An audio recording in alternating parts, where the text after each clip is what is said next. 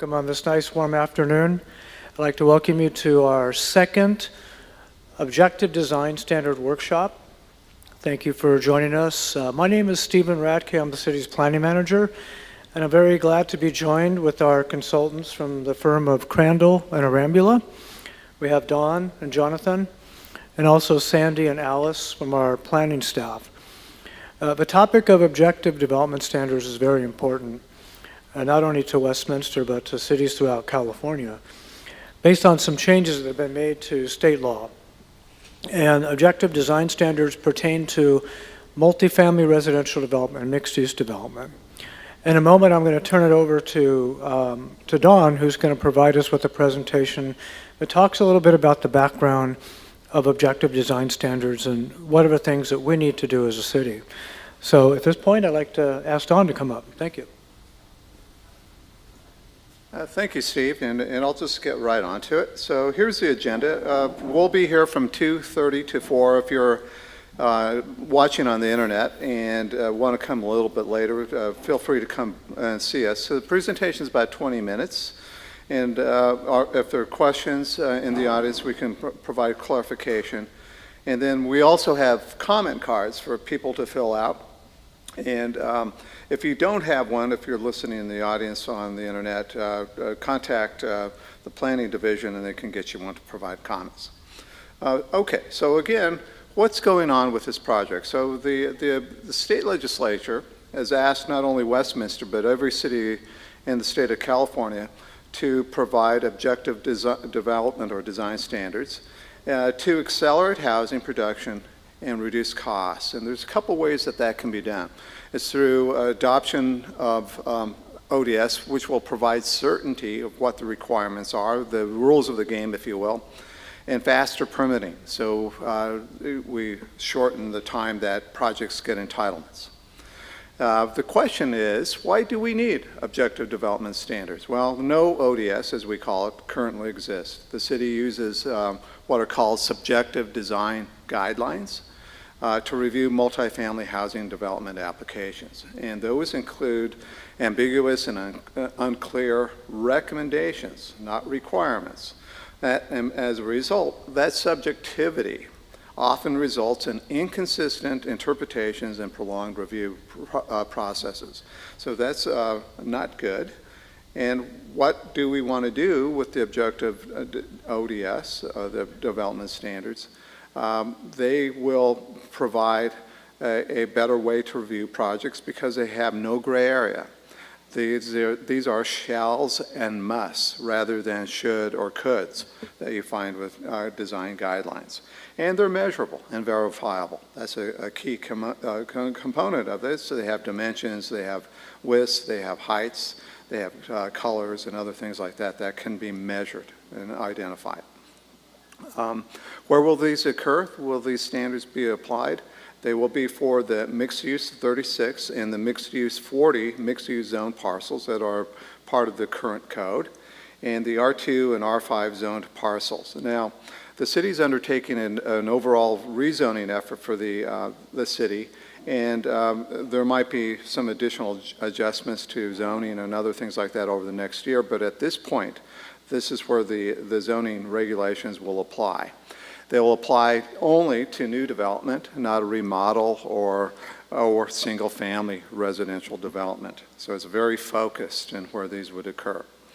What are the benefits of the ODS? Well, for the development community, the development application will be streamlined. And one of the key components is money saved. Reduced processing times means that they can get buildings up and running quicker. They have some predictability and certainty. As we said, there's no moving target. The standards will be concise. The idea is to regulate what matters and provide flexibility where it doesn't. And so it's not going to be adding more layers of bureaucracy into your current code. And there'll be less red tape. The standards will be at a staff level. No project, if you meet all the requirements, will be reviewed by the Planning Commission or City Council. So that's a key component of trying to minimize or maximize the benefits for developers. On the flip side, there are benefits for city residents. And the first and foremost is, as you run into this, you're going to find you're going to increase the supply of developments. You'll have more opportunities for living in Westminster. The ODS can be developed to reflect the values of the community. It's not a cut and paste from another community, but they are really developed to meet the economic, social conditions of Westminster, not a neighboring community or someplace else outside the country or the state of California. They can include some benefits like publicly accessible amenities like wider sidewalks, open space that the public can get into as well as part of this. So there's a benefit there. And also, if it's a mixed-use project, this means increased shopping opportunities. So let's talk about what the process and the components of ODS. So let's, in terms of schedule, my firm, Crandall Rambula, was hired by SCAG to provide ODS for Westminster. And we've been working with city staff since June 2022. And our contract ends in the end of this month, June 30th. You can see the first part of this project was just really getting up to speed and understanding what the existing regulations are. And we've been meeting with staff throughout the past few months. So at this point, we've also had some additional meetings with the Design Review Board, as you can see on the calendar there. And we've conducted a previous meeting with the community as well on May 23rd, and this is the second meeting with those. In the meantime, we've also had one-on-one sessions with invited stakeholders, property owners, developers, architects, to get their feel on this. So these aren't backroom meetings, but they're really focused to try to get some knowledge from people who are actually going to design and build these, that maybe the general public may not have the same sort of level of understanding of what it takes to get a housing development going. So this community meeting is very similar to the first one in terms of content and what we're asking, the same sorts of questions. So nothing has been developed or finalized. That will occur over the next year as part of the ODS, as part of the overall city zoning update process. And there'll be a series of other outreach meetings over the next year, and the planning division will identify those dates and get those to anybody who's interested in attending additional meetings. And there will also be some deliberative body meetings as well with the Planning Commission and City Council. So how will the standards be organized? It's going to be broken up into three sections that you see right here. And the first is the public realm. So the public realm is really the area that probably the general public, those people not living in a multifamily building, will have the most interaction. And so that area is, the public realm is what is often considered the sidewalk. So it extends from the curb line to the property line. And in this instance, we're talking possibly having maybe a public easement to make that right-of-way a little bit wider to accommodate the kind of things we'd like to see within that area. There's the second part of it is the carpet, if you will, of the site, the horizontal surfaces of a parcel, and from property line to property line, and those will be defined as part of a development standards section.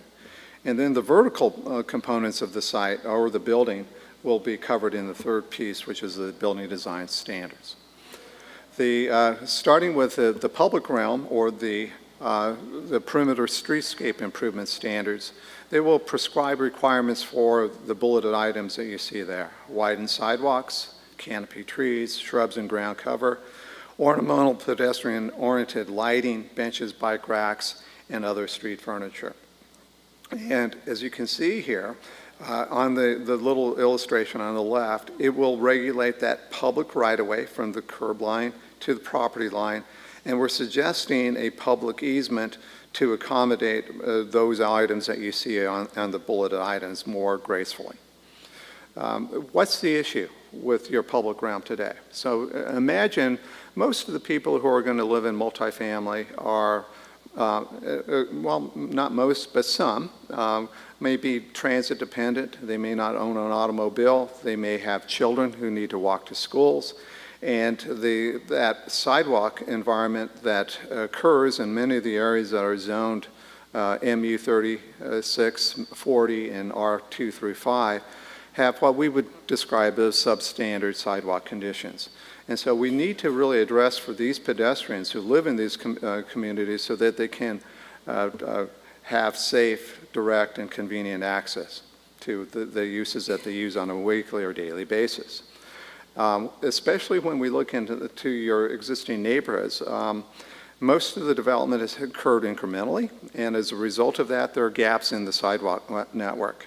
And so with these standards, what we can do is anticipate infill development and provide a uniform approach to designing and implementing sidewalks so that you have some consistency, and so that sidewalks match up. You have the same paving materials, you have the same lighting, you have the same sort of conditions from one project to the next, so you don't have a mix and match approach. One of the key consideration is how you deal with some of the busy roadways that much of these parcels are zoned along.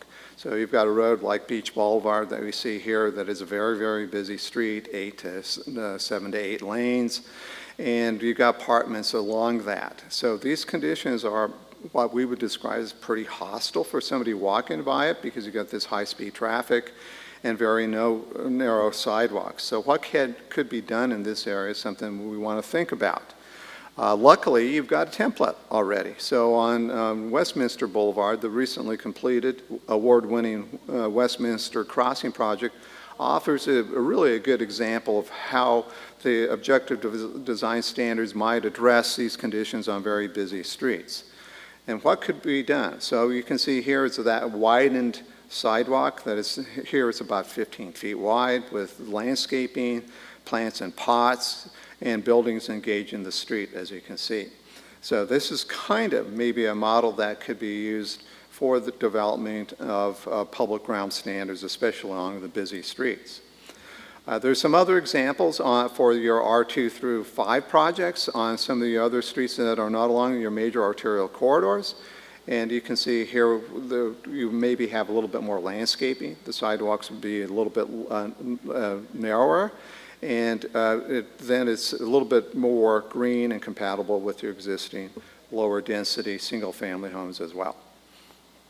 One of the key things what we want to think about is some elements that improve that mobility so that we have less obstructions in your sidewalks. So you see on the left, when you have a curb-adjacent sidewalk, simply because of the need for light poles, for signs, other elements that are important for the operation of the roadway, they need to be close to the curb line.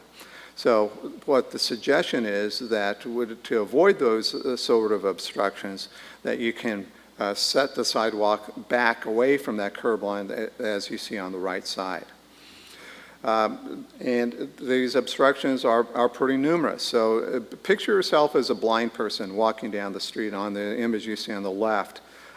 We want to minimize those sorts of things, and they happen all the time, and they're often well-meaning things like benches for an OC bus. So that should not be there. It really should be moved out of the travel lane and put in an area that we would call the furniture zone, where the light poles and all the other infrastructure that you see in that diagram are, or along where the landscaping would be that you see on the right side of that image there, on the right side. We also think that generally the standards that are a part of the city today offer sidewalks that are too narrow. So they're generally about 6 feet in width. In some instances, that may need to be a little bit wider, or the opportunity to make them wider, especially have commercial uses adjacent to those uses.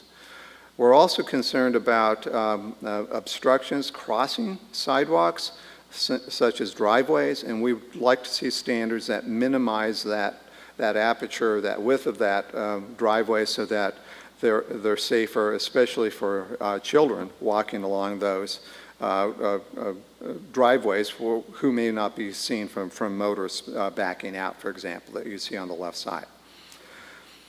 So the second piece of this will be what we call the public realm transition. And you see the little diagram on the left side.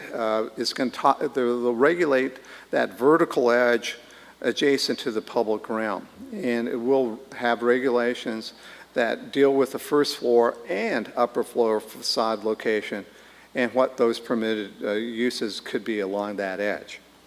So what's the concern here? So what we want to do is address livability, because along many of your busy corridors, that livability has been compromised simply because of the high traffic volumes. So typically, you would like to see things like balconies, terraces, or patios to animate and activate your streets and give people areas to go outside. But along these busy streets, generally because of high traffic volume, you're seeing development turn a shoulder or back to it. And so those conditions really aren't really conducive for having these sorts of amenities like balconies and patios.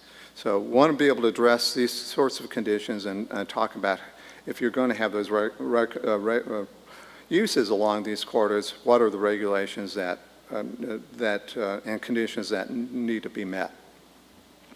The other thing that we're concerned about this is safety and also crime prevention through encouraging activity and surveillance. So typically what you would like to see would be front doors off the street and a lot of transparency. So for the first floor windows. So windows are open and people looking in and out of units so that there's a sense of safety when people are walking by. People know that they're being watched to a degree. And the conditions that we have today are really not conducive for people having open windows. So because the units generally turn a shoulder or back to the street, you have bedroom windows rather than living room windows along these edges. And if anybody lived along here, you'd probably have your windows drawn all the time simply because you want to have that privacy. And that really isn't conducive for eyes on these sidewalks. So what could be done to address that on very busy corridors? Well, one approach would be to require a setback.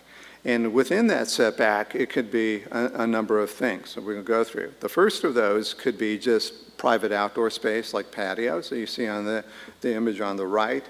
And that setback would only be for the ground floor. As you can see on the image on the left, that the upper floor units cantilever over that ground floor and extend right to the property line. So those standards could be developed here so that the developer maintains the largest development envelope as possible so they don't lose any sort of area that they could have homes in. The second approach would be just simply a landscaped area that you see here, where it'd be set back so people are, privacy is separated by landscaping. Or you could do a grade separation that you see in this image here. So you're up 30 to 48 inches or so above the street grade to provide that privacy. Or you could bring it up to the property line or to that built-to line along the public realm. So you would have these conditions so that people can't peer in the windows as well. You can see that. That kind of condition could be offered as well. The second piece of this are the site development standards. And the standards generally will be pretty generic in terms that they will apply both to MU 36 and 40 and R2 through 35 zoned areas. And what we're suggesting is these will be more oriented towards the varying types of lots that you have within your community. Corner lots, mid-block lots, lots that have alleys, lots that that don't have those alleys. So they would be specific to different types of lot conditions. There'll be standards for parking. And those would regulate things like how do you get into a parking lot or parking structure, the type and width of driveways that would serve those parking facilities, where that parking lot would go or structure would be located on a site, and then when you have parking, what kind of screening would you have? Would it be a building? Would it be something else? So one of the things what we do not want to see is the parking dominate the public realm, that sidewalk area, the landscape area adjacent to the streets. So the standards could be written so that you don't have the condition that you see here in this image where the parking is between the building and the street. We can address things like garage doors, which really isn't a kind of use that animates a street. We'd rather see residential, generally, uses livable areas, occupied areas along the frontage rather than cars. So that could be something that could be regulated so it would have minimized the impacts of garage doors. And when you do get parking, especially on larger sites, we'd like to be able to have regulations that talk about where that's located, either to the side or rear of a lot you see on that Westminster Crossing project that we used as an example earlier. And we'd also like to really foster this idea about shared access drives where you've got it. This happens to be a single development, but assume that this were two different parcels. We'd like to really have property owners and developers engage their neighbor and see if there's a way to minimize the number of what we call curb cuts or driveways from the street so that you have combined access wherever possible. There will be some additional site standards. I won't get into the detail on these as well. I think that we'd like to see standards that regulate landscaping and pavement, lighting within the site, whether it's pedestrian-oriented lighting or car lighting, parking lot lighting, utility standards above and below grade, and walls and fences to regulate those character elements of the site. And finally, the last piece of this will be building design. The standards will again apply to both MU 36 and 40 and R2 through R5 zoned lots. And so the idea here is not to be prescriptive and regulate architectural styles, Spanish colonial, arts and crafts, whatever the style somebody might like, but really talk about regulating building form and scale so that you've got buildings that are, as we would describe them, more humane and would be good neighbors to existing development that in some instances may not be as tall as some of your multifamily buildings. So what we'd like to do is have standards that reduce the perception of height by developing what's called a base, middle, and top tripartite division of a building, as you see in an example such as this. And we'd also like to see standards that regulate the form and scale, the length of the building, by suggesting that it would be modulated by having projections or recesses to reduce that perceived length of the building. And along with that, you can see standards that reinforce that by changes of colors or materials that you see in this example here. The standards, as I just mentioned, will look at materials and colors. There'll also be standards, what we call fenestration, that deal with windows and doors. And where those could be, are they punched, are they recessed, those sorts of standards we can have. Types of colors, types of materials that are long-lasting and durable. Those all can be included as part of the building design standards as well. And finally, I think the final standards will think about the silhouette of a building. Are there opportunities not to own, especially in your higher density mixed-use developments, so you don't have a sea of flat roof buildings? Are there appropriate opportunities to look for sloped roofs? And other ways maybe to hide mechanical equipment and give your community a little bit more interest. So standards for that roof line can also be offered as part of the ODS. So that's really pretty much the presentation on ODS. And there will be open for questions. So if anybody has a question, we can answer those. And I think I'll let Steve run that. And also keep in mind, we do want to have written comments so that anybody has something over the next couple of weeks, please turn these in. You can do it today or some other time. Provide your comments on the comment sheets that we have provided.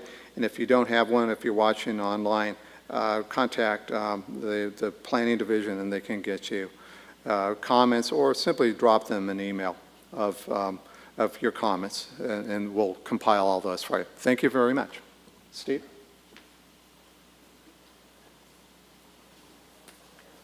Thank you, Don, and if there's any questions or comments, we would be more than pleased to hear them.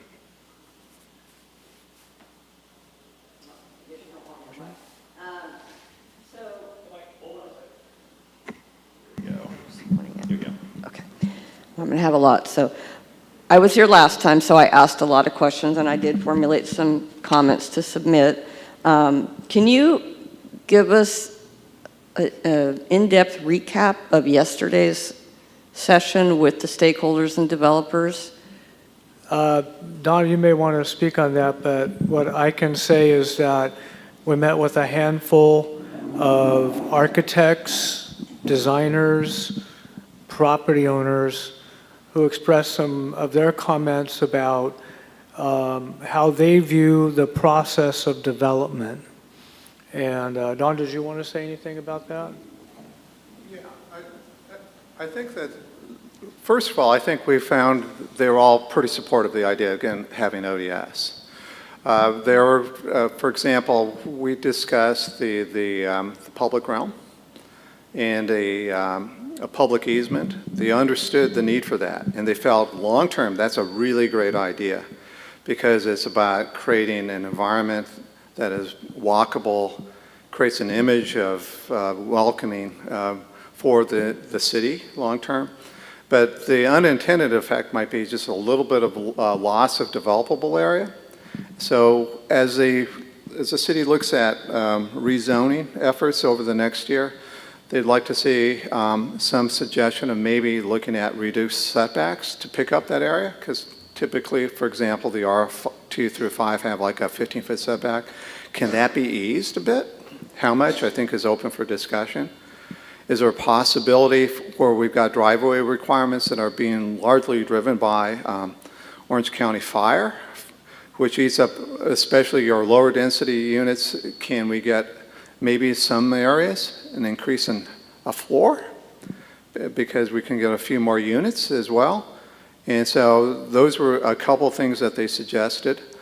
They also talked about the approval process, something that we didn't really get into this presentation, and that's something that will be looked at as well over the next year, where they like the idea of using the ODS as a means to streamline the process. They like the idea of a staff level review. So there was a lot of positives that were coming out of the meeting. So I think those were generally what we heard probably from everybody we talked to, whether it was a developer or an architect, or a realtor kind of person, that we heard that again and again. So is that helpful? Yeah.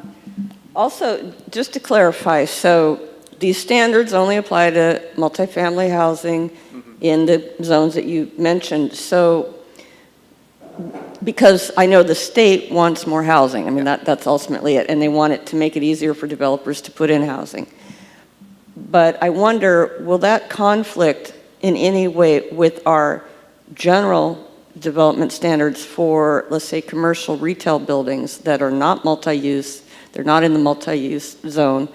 Are we going to try to, because as a city, the appearance of the city in general should be consistent and welcoming and all those things, but if we don't have, and I understand it's state law, but so when we develop retail or commercial centers with no housing, those developers then, I guess, because they're not doing housing, don't have that opportunity, which is one of my suggestions is, we need to find development incentives that will encourage those developers to design in such a way that we want them to, regardless if it's not housing or not. Because, a lot of our problem in this city right now is our blighted small commercial centers.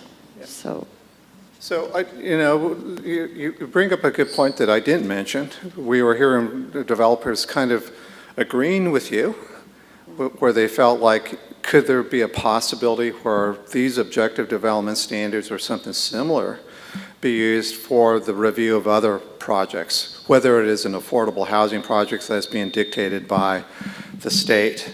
And that's all something that could be considered as part of your rezone effort over the next year. So I urge you to go to those meetings and really offer that recommendation, because the more voices that hear that, because frankly, as somebody who does these, I think that's a wonderful suggestion that would deal with some of those conditions that you've described.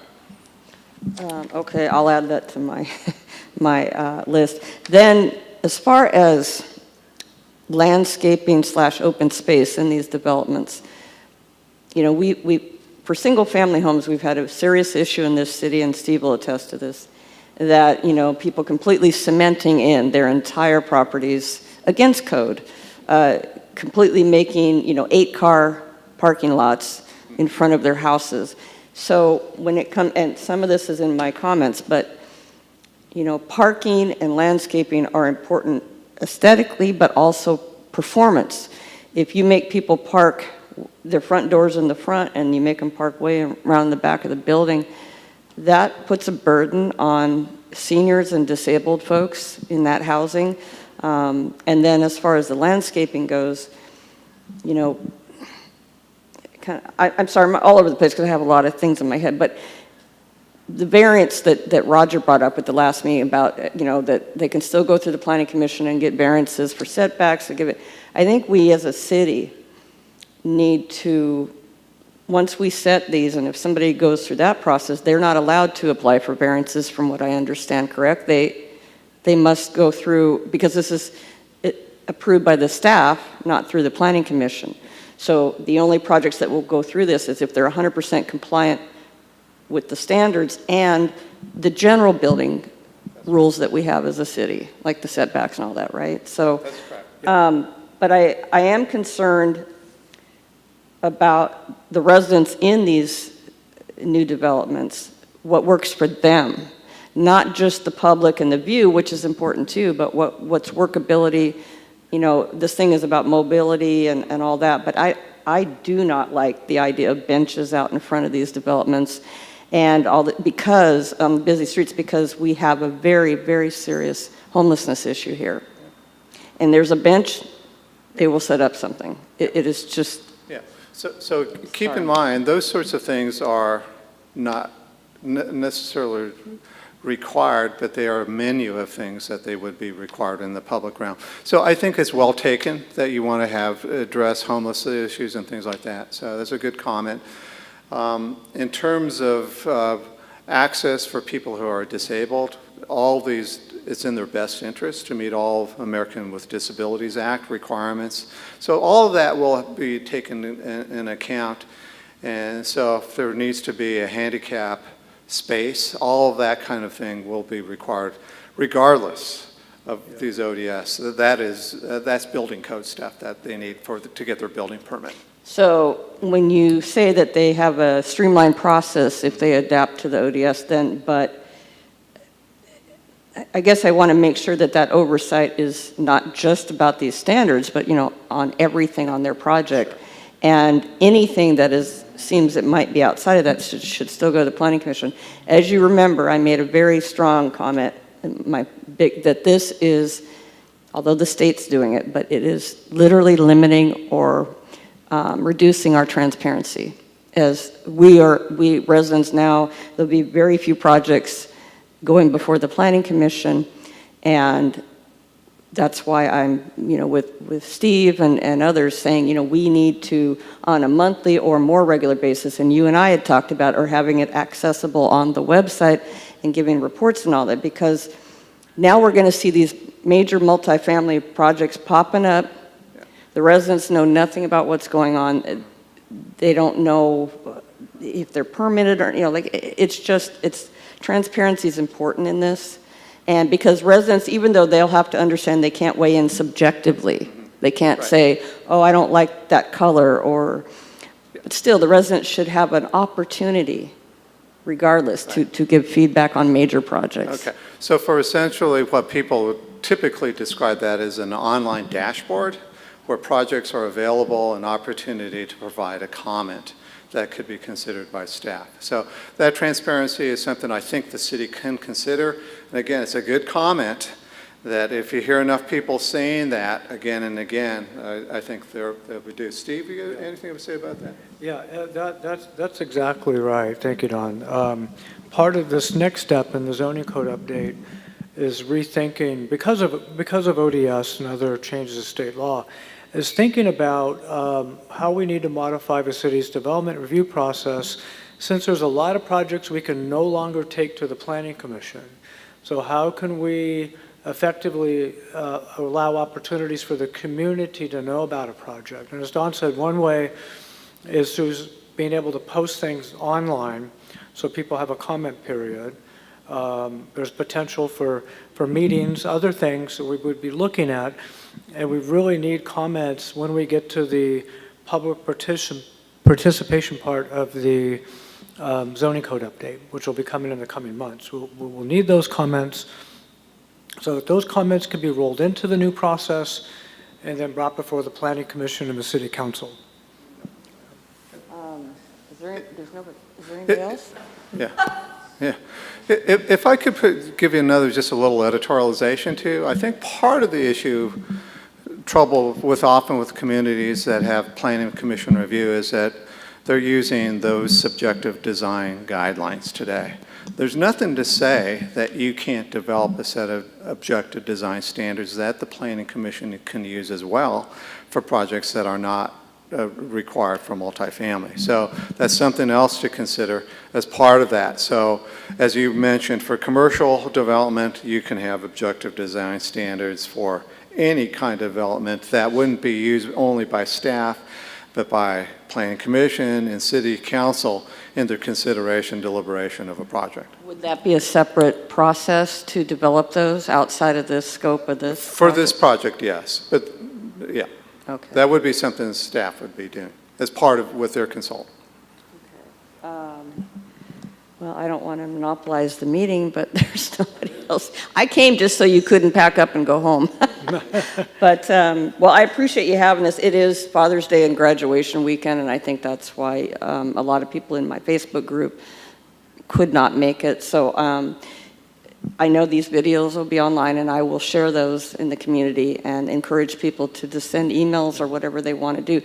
But most of the people that are commenting, at least in my group, which is about 1,200 Westminster residents, they're commenting on things that don't apply to this process directly. Yeah.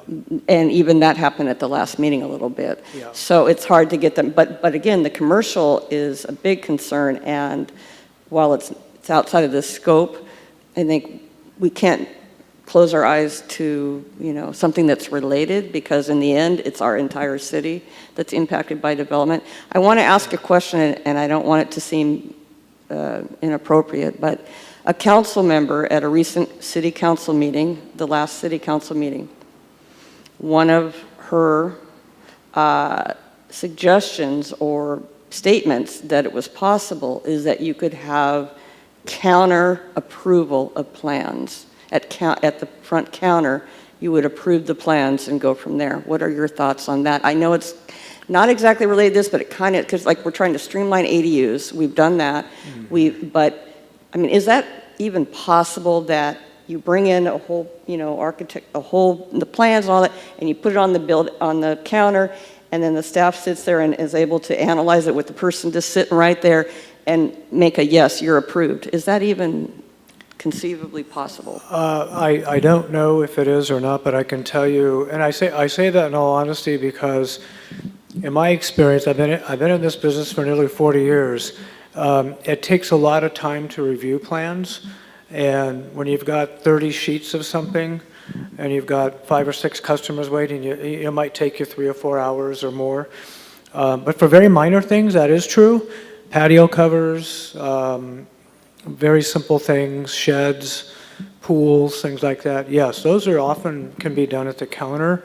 sometimes signs, a simple wall sign, But she was implying development projects, not, I call those others like, minor improvements or something, but, Yeah. and I couldn't conceive how that could even be possible, just the amount of detail and the quiet time needed to actually just sit there and analyze the plans and analyze, the whole project. But because that statement was made publicly, I'm concerned that developers heard that, there were some present, and that they will be expecting something like that. So I just wanted to get your input on Yeah, it. well, we appreciate that.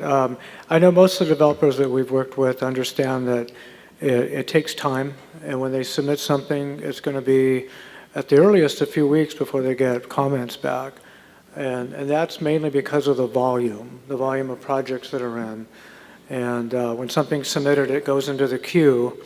And when you have a certain level of staff, it works a little bit like a restaurant. If you've got 20 orders and there's only 2 people in the kitchen cooking the food, it takes a while to get caught up with the orders. So, but in theory, yes, perhaps it could be. Yeah. I had something else, it went out of my head. Sorry, it went out of my head, whatever the last thing was. So I guess that's it for me, and I'll submit these. I think the commercial thing I can write on here manually, but it's, like you said, it's outside of the scope of this, but it's something I don't want us to forget, because I think it's important. So thank you. Can I make just a quick comment? It's just, again, what we heard from the development communities, because I think their expectation is a timeline. But we said, typically, how long does it take you to get a project entitled here, approvals here in the city? And it was quite a while. And they said, well, the regulations will require much quicker than that. Are you interested in that? They all said yes. So the expectation is not over the counter from anybody we heard. It was in terms of months, not not hours. Yeah. So that's kind of the expectation. They're more concerned, I think, about things that appear. I'm not going to say out of the blue, but unexpected things like additional studies that they hadn't anticipated that extend review times. And if that could be clearer, so they have the understanding of what's required for any development beforehand, that will help them, their understanding.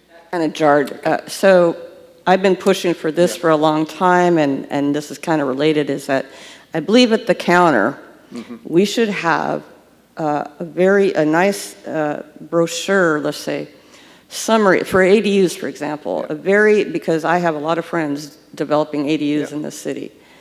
And the process, even though it's allegedly now streamlined and more, that has not been their impression of their experience.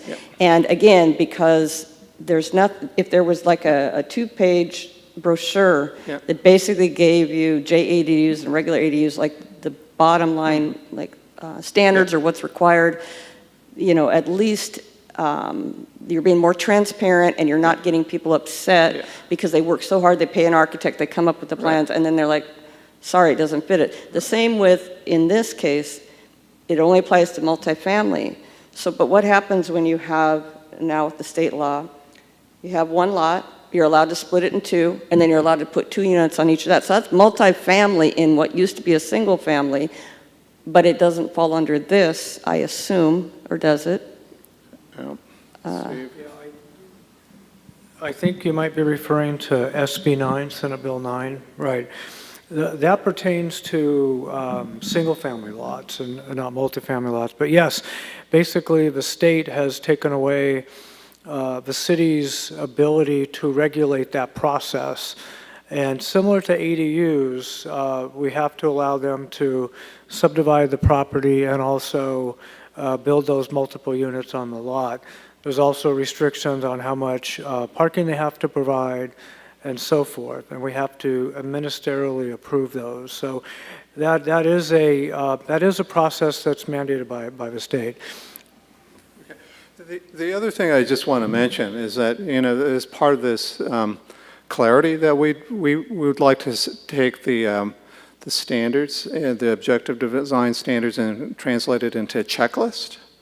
that would be reviewed by staff in a pre-application conference, and they would identify those standards that apply and don't, because not all the standards that we talk about apply to every project. So that's the first piece of it, and the other would be to develop them a list of graphics and narrative as an example, to say this is what we expect for you to submit to us, so they have an understanding of that. As a firm that does architecture, we know from the design standpoint, that kind of clarity can save a lot of time and a lot of money for the developer if there's an expectation of what's to be submitted. So you take the guessing game out of that. So that's something I think that will come out of this process. Well, that's good. And the other feedback related to ADUs and other projects is that when they get back corrections from their plans, the corrections submitted are kind of like cookie cutter corrections that don't even apply. And I have proof of this on 2 different people's projects. They receive a list of corrections, and then the person's trying to clarify those corrections with their architect and with the city, and they find out, well, no, that doesn't actually apply to your ADU or your project, but we just automatically put those correction or those whatever notes out there. Confuses the heck out of people. Remember that for ADUs, those are not developers, those are homeowners, and for this lot split and all that, they're usually homeowners as well. But, and I know this is more related to bigger developers that know what they're doing. They know the game, they know what to expect. But nonetheless, our city has to do better at messaging up front to save staff time, because all the back and forth is it wastes our resources, and it frustrates the developers. And you know what? They won't come back here. They'll go to another city where they don't encounter that inconsistency. They don't encounter sometimes less than friendly response at the counter, or so and that's outside the scope of your project. I get it. But for Steve's input, while we're launching all this, I think we really need to work on our customer service. Not just speed it through, but speed it through in a very professional and respectful way to everybody, no matter if it's a little homeowner or if it's a big master, developer. We need to find a way to be consistent, because otherwise there are allegations of backroom deals or favoritism, or you did it for the big guy, but here I'm a little guy, I just want to build 6 units, let's say, but for the guy that built 100, and we have to make sure that we're absolutely consistent. I don't like this.